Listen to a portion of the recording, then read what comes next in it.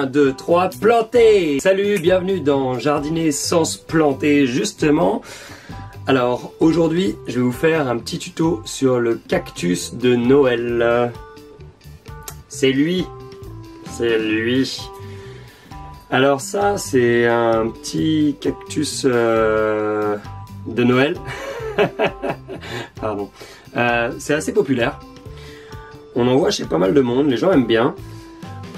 Sa particularité, c'est qu'il fleurit effectivement vers la mi-décembre, début janvier. Ça donne ça. Alors j'entends à peu près tout et n'importe quoi à propos de cette plante.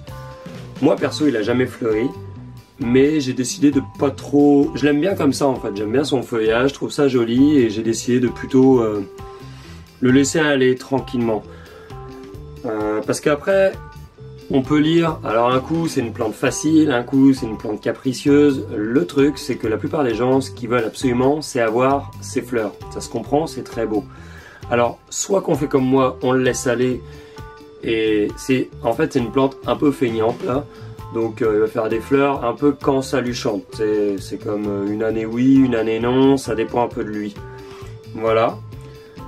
Soit qu'on essaye de le stimuler vraiment pour ça. En réalité, c'est une plante qui va développer des fleurs quand elle va avoir un stress. Donc comme un instinct de survie, elle se dit ouais, je vais crever là, et je vais faire des fleurs pour me reproduire et voilà.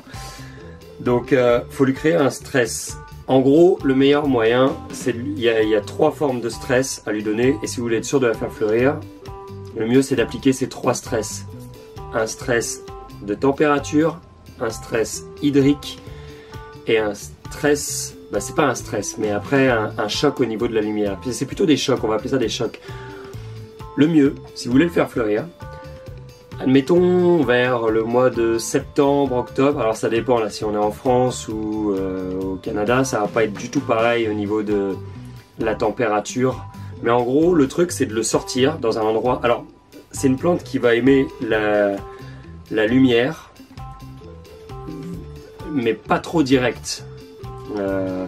Une lumière plutôt vive mais pas directe non plus. Donc à un moment là, quand l'automne arrive, placez-le dehors et laissez-le quelques semaines dehors jusqu'à temps que les températures descendent. C'est une plante qui ne tient pas en dessous des 10 degrés évidemment, vu que c'est une plante tropicale qui vient d'Amérique du Sud. Laissez-le dehors quelques semaines jusqu'à temps que les températures chutent. Ça va lui créer un stress au niveau de la température.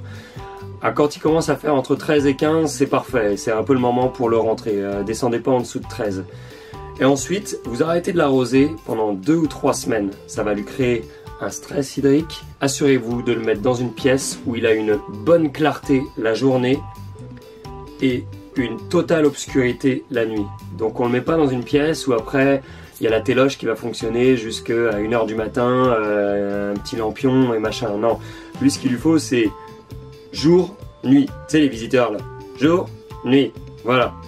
C'est ça qu'il lui faut. Donc stress au niveau de la température, stress hydrique et un choc au niveau de la lumière.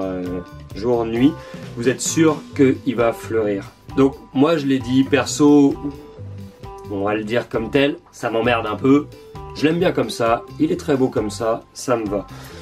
Moi je l'ai mis dans un pot qui était pas vraiment adapté, je sais plus pourquoi, il y a une raison à tout, mais en tout cas ça va évidemment mieux, c'est une plante qui s'étend un peu, donc c'est beaucoup plus beau dans des pots, non pas en hauteur, mais plus en largeur. Voilà, après ça tient quand même, je disais une lumière vive, mais personnellement moi... je le laisse dans une lumière qui est plutôt moyenne, on va dire, et ça lui va très bien.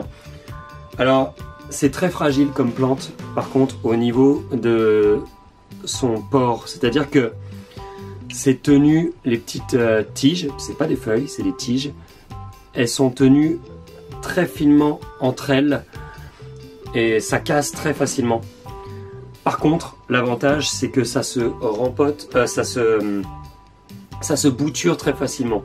Si jamais vous avez une petite partie là qui se décroche, l'achetez pas à la poubelle, remettez-la directement dans la terre, un terreau humide là, et ça va reprendre en quelques semaines, ça reprend Donc il n'y a rien de plus simple à bouturer. D'ailleurs celui-là c'est ça, à un moment il avait commencé à tomber dans tous les sens, là je sais plus pourquoi, et j'ai tout replanté, puis il a commencé à créer plein de tiges. Donc c'est extrêmement facile à bouturer.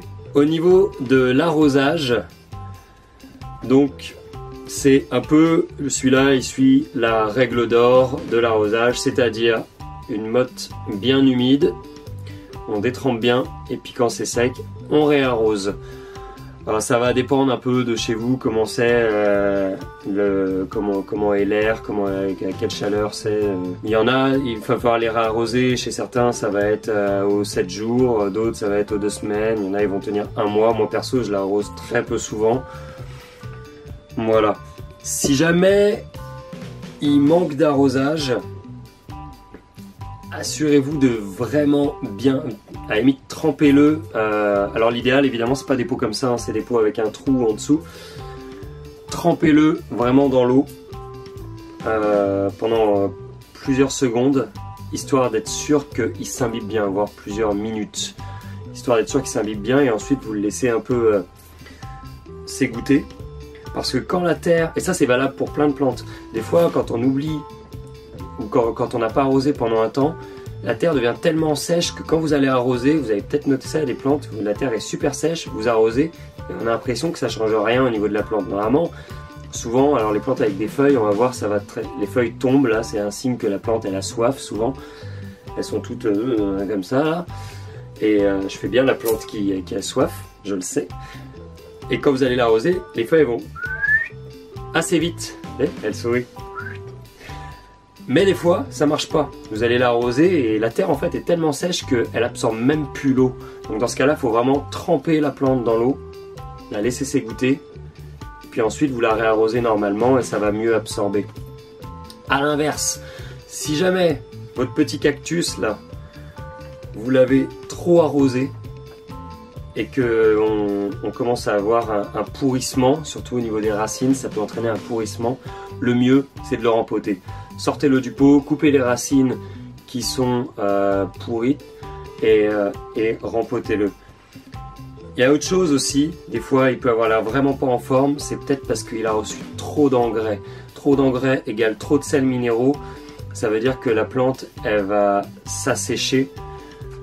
En fait, ce qui va se passer, ça s'appelle l'osmose inverse. La plante va renvoyer de l'eau qu'elle contient, de ses racines, dans la terre. Donc elle suit le processus inverse et puis évidemment elle crève en faisant ça. Ça là, quand vous avez trop de sels minéraux, souvent ça se voit, vous allez avoir une croûte blanchâtre, voire jaunâtre qui va se former sur la terre, enfin autour du pot, sur le tour du pot, voire à la base sur les tiges. Donc voilà, mais dans ces cas-là, le meilleur truc, si c'est un problème au niveau des racines qui sont en train de pourrir pour une raison ou une autre, rempotez-le. Par contre, si vous le rempotez, pensez à le bouturer, à en rempoter une partie, puis prenez 2-3 bouts de tige et bouturez-les, parce que ça fait partie des plantes qui des fois vont vont pas trop aimer le rempotage au bout du compte. Et elles peuvent se laisser mourir plutôt que de chercher à se réadapter dans son nouvel environnement, son nouveau pot. Donc voilà, donc moi je l'aime beaucoup comme ça. Maintenant c'est ça, beaucoup de gens l'achètent par rapport à ses fleurs. Mais en dehors de ça, c'est une plante qui n'a rien de compliqué. Voilà, c'est tout pour aujourd'hui. Moi je vous laisse là, je vais aller profiter de la très belle journée. J'espère que la vôtre sera très belle aussi. Et je vous dis à bientôt dans une prochaine vidéo. Bye!